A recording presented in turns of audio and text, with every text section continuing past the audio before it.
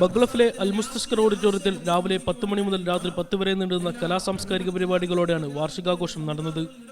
സ്ത്രീകളും കുട്ടികളുമടക്കം നിരവധി പേർ ആഘോഷത്തിൽ പങ്കെടുത്തു.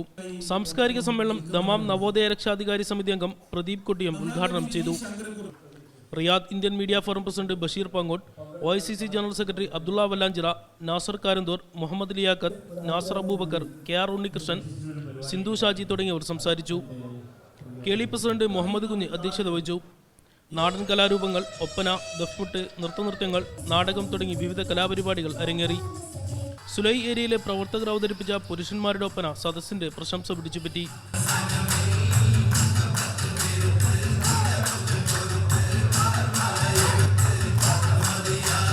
സ്ത്രീകൾക്കായി സംഘടിപ്പിച്ച ചിത്രരചനാ മത്സരത്തിൽ സുജാ പ്രശാന്ത് വിജയിയായി. KLE general secretary Rasheed Melethil, KPM Sadiq, Devan, Rafeeq Palath തുടങ്ങിയവർ വാർഷികാഘോഷത്തിന് നേതൃത്വം നൽകി. Media 1 Riyadh.